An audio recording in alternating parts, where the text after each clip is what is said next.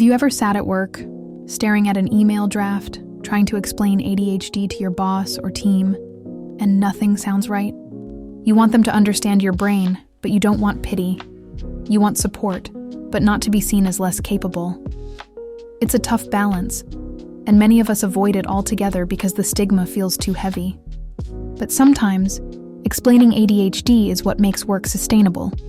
And it doesn't have to be a confession. It can be a conversation about how to thrive. First, let's be clear. You don't owe anyone your diagnosis.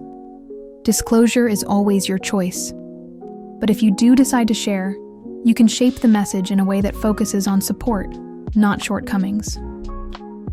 One approach is to frame ADHD as a difference in how you process, not as a flaw. For example, I work best with clear deadlines and written follow-ups. It helps me stay on track. That's not an apology.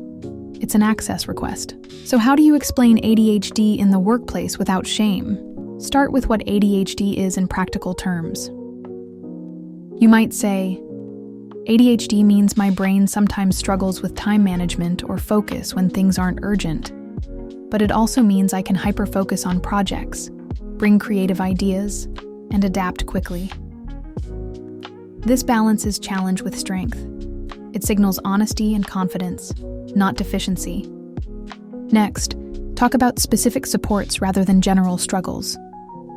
Instead of, I'm bad at staying organized, say, I do better when priorities are clear and written down. Instead of, I get distracted, say, quiet spaces or headphones help me stay focused on deep work. This turns ADHD from an abstract label into tangible, solvable needs. It also helps to share how you already manage your ADHD. Bosses and colleagues are more likely to respond positively if they see you've built strategies.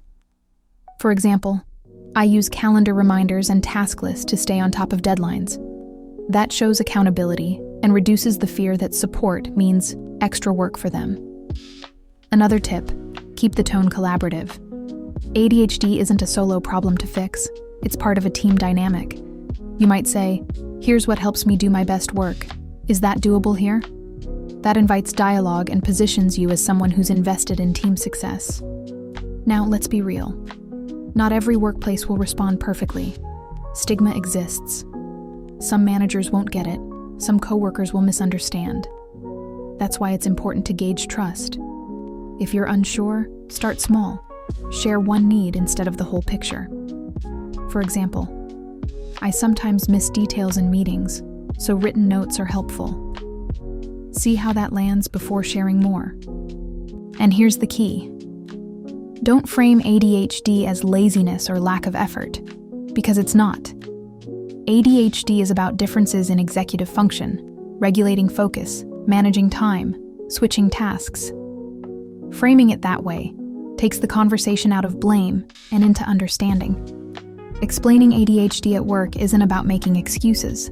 It's about creating conditions where you can thrive, which benefits the whole team. A supported ADHD brain often brings energy, creativity, problem-solving, and persistence when the environment fits. Without support, burnout and turnover rise.